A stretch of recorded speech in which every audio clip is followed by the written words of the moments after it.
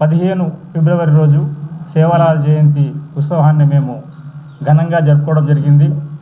ముందుగా రాష్ట్ర ముఖ్యమంత్రి వర్యులు రేవంత్ రెడ్డి గారికి ప్రత్యేక ధన్యవాదాలు తెలుపుతా ఉన్నాం.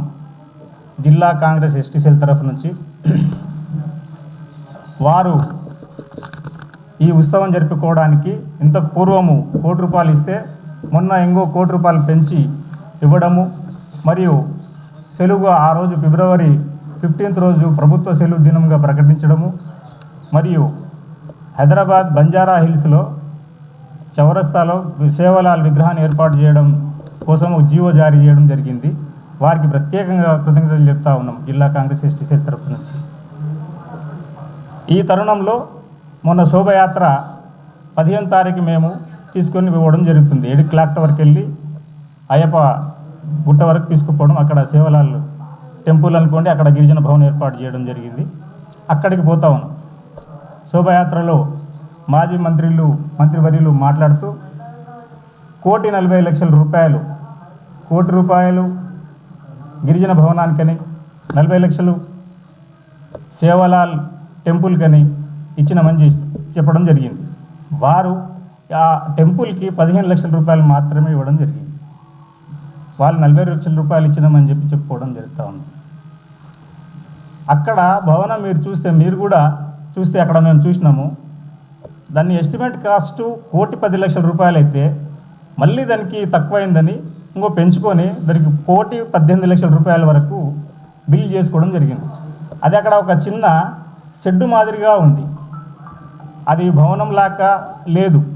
దానికి మా యొక్క అంచనా ప్రకారము అది ఎక్కడ 56 లక్షలతోనే జరిగినట్లుంది పని.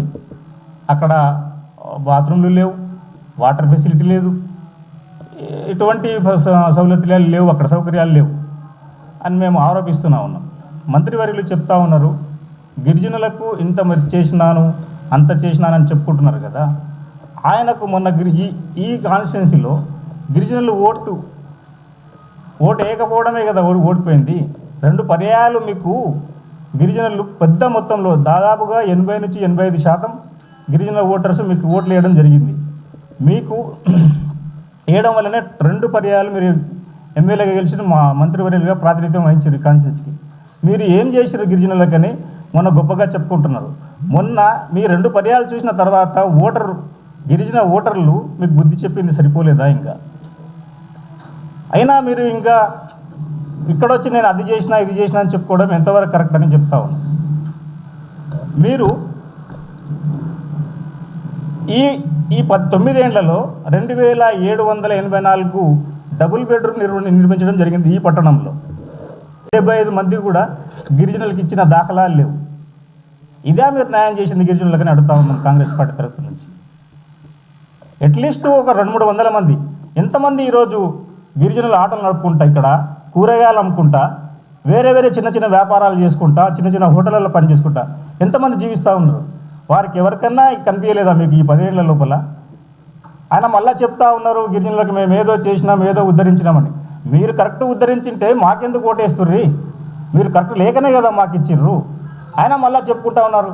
మంత్రి గారికి ఇంకా ఆ అధికార దహనం ఇంకా పోనట్టు నాకు అనిపిస్తూ ఉంది, పోనట్లు ఉన్నది. వారు పదే కాన్స్టిట్యున్సీలో తిరుగుతూ నేను అది చేసినా ఇది చేసినా అని చెప్పుకుంటా తిరుగుతూ ఉన్నారు. ఎన్ని రోజులు పబ్బం గడుతూ ఉంటారు ఇట్లా ఈ మాటలు చెప్పుకుంటాం మా ప్రజలను మభ్యపెడుతూ. ఇది కరెక్ట్ కాదని నేను భావిస్తూ ఉన్నాం. తర్వాత ఎన్నుకొండలో ట్రాక్ అవతల ఇక్కడ చూడండి 380 సర్వే నంబర్లో /1 సర్వే నంబరు అప్పటి ప్రభుత్వం కాంగ్రెస్ ప్రభుత్వం 1975లో అక్కడ గిరిజనులకు 5 ఎకరాల భూమిని అలాట్ చేసింది. మిగతా బీసీ వాళ్ళకు కూడా అక్కడ ఒక 3 ఎకరాలు అలాట్ చేసి టోటల్ 8 ఎకరాలు అలాట్ చేస్తే ఆ 8 ఎకరాల భూమిని లాక్కోవడం జరిగింది. అక్కడ మిగతా వాళ్ళు వేరే వాళ్ళకి 3 ఎకరాలు ఉన్న వాళ్ళకి అక్కడ భూమి పక్కన చూపించడం జరిగింది. ఈ గిరిజనులకు భూమి చూపించడం లేదు, చూపించకుండా గుంజుకున్నారు. ఆ రోజు మేము కంప్లైంట్ కలెక్టర్ గారికి వీళ్ళు రిప్రజెంటేటివ్ ఎంఆర్ఓ గారికి చెబితే ఇక్కడ బాధితులు కూడా వచ్చారు మీ దగ్గరికి, ఇక్కడ ఉన్నారు. పోతే మీకు భూమి ఎక్కడిది, మీకు ఎవరు ఇచ్చారు భూమి? ఇది 1975 పట్టా, ఇది మీరు చూసుకోవచ్చు, ఇది ఒకసారి చెక్ చేసుకోవచ్చు. అంటే 75 ఏళ్ల కింద 1975 అంటే దాదాపుగా 45-46 సంవత్సరాల కిందట ఇచ్చిన భూమిని కాంగ్రెస్ ప్రభుత్వం ఇస్తే మీరు వచ్చిన తర్వాత లాక్కొని అక్కడ డబుల్ బెడ్రూమ్ కట్టి ఎవరికి ఇవ్వాలనుకుంటున్నారు? 660 బెడ్రూమ్లు ఉంటే కేవలం 12 బెడ్రూమ్లు మాత్రమే గిరిజనులకు ఇచ్చిండ్రు. ఇదే మీరు చేసింది? ఇది అభివృద్ధి అంటారా? ఇది గిరిజనులకు చేసిన అభివృద్ధి అంటారా? మళ్ళీ గుప్పలు చెప్పుకోనికి పోతా ఉన్నారు. మీ పాలనలో భయభ్రాంతులే బతికిరు కదా ఇక్కడున్న గిరిజనులు. ఎక్కడ ఉన్న కంప్లైంట్ వేసినా, ఎవరెవరితో మాట్లాడినా, ఎవరెవరితో ఎక్కడ మీటింగ్ పెట్టుకున్నారు, ఏదైనా కనీసం సంఘం సమస్య కూడా మాట్లాడుకోనికి స్వేచ్ఛ లేకున్నది కదా. ఈ 70-80 రోజుల్లో స్వేచ్ఛగా జీవిస్తూ ఉన్నారు ఈ కాన్స్టిట్యూన్సీ ప్రజలు. దాంట్లో గిరిజనులు కూడా ఒక భాగస్తులు. ఏ ఒక్క ట్రాక్టర్ నడుపుకోవాలన్నా, ఏదన్నా ఒక చిన్న ఇల్లు కట్టుకోవాలన్నా పర్మిషన్లు లేదని ఇదని అదని ఇప్పుడు మీరు ఒకసారి అది లేదని బలవంతం చేసి వాళ్ళ మీద కేసులు బనాయించిన దాఖలాలు మీరు కాదా? మళ్ళీ చెప్తా ఉంటారు మేము 1,40,40,00,000 అది పూరా కోళ్ల షెడ్ లాగా ఉంది. మీరు కూడా చూపిస్తాను, గిరిజన భవన్ అని పేరు పెట్టిర్రు, దానికి కోళ్ల షెడ్ లాగా ఉంది కంప్లీట్గా. అక్కడ గ్రౌండే కాలేదు టెంపుల్కు, రేకులేసిన ఇట్లా చిన్నగా రేకులేసి విగ్రహం కూర్చొని పెట్టుకుని, అది మా వాళ్ళు చందా చేసుకుంటే, మా కమ్యూనిటీ సంఘం వాళ్ళు చందా చేసుకుంటే ఆ దానికి నేను 40 లక్షలు ఇచ్చినా అని చెప్పుకుంటున్నారు. ఇది ఎంతవరకు ఇంకా పంపే పెడుతుంటారా? మీరు ఇంకా అధికారంలో ఉన్నారనుకుంటున్నారా? ఇంకా బుద్ధి రాలేదా మీకు? తెలియదా? ఇంకా ఎన్ని రోజులని చూసారు? చాలా అవేర్నెస్ వచ్చింది గిరిజన సోదరులకు. వాళ్ళు ప్రతి విషయాన్ని క్షుణ్ణంగా పరిశీలిస్తూనే ఉన్నారు.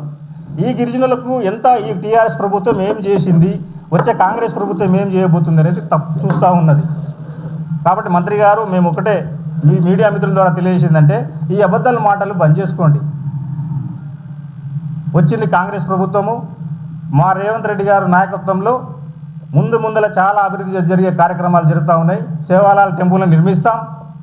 గిరిజన భవన్ అక్కడ గుట్టలు ఎక్కడనో కాకుండా ఆ మెట్టుగుడ్డ చౌరస్తాలో 2 కోట్లతో నిర్మించబోతూ ఉన్నాం. మీరు ఇంతకుముందు తీసుకుపోయి అక్కడెక్కడనో గుట్టలో చెప్తున్నారు. మేము నడిబొడ్డున బాలామూరు నడిబొడ్డున ఈ ప్రభుత్వ హయాంలో 2 కోట్లతో గిరిజన భవనం నిర్మిస్తూ ఉన్నాం. ఇదే ఎన్ఎం శ్రీనివాసరెడ్డి నాయకత్వంలో వారి నిధులతోన లేకపోతే ప్రభుత్వ నిధులతోన దాన్ని పూర్తి చేస్తామని ఈ సభాముఖాన్ని తెలియజేస్తున్నాను. మొన్న రీసెంట్గా అక్కడ నీళ్లు తాగడానికి లేదు గుట్ట మీద అంటే 2 బోర్లు వేయడం జరిగింది. ఆ ఒకటేమో ఇక్కడ పిక్నిక్ హోటల్ ముందల గిరిజన భవన్లో, ఒకటేమో అక్కడ సేవలాల్ టెంపుల్ దగ్గర వేయడం జరిగింది ఎమ్మెల్యే గారి నిధులతోన. మరి వారు గిరిజన భవనానికి మొట్టమొదటిగా 10 లక్షలు కూడా ప్రకటించారు. వారికి కూడా ఈ మీడియా తరఫున, మా యొక్క జిల్లా ఎస్టీ సెల్ తరఫున కృతజ్ఞతలు చెప్తా ఉన్నాం.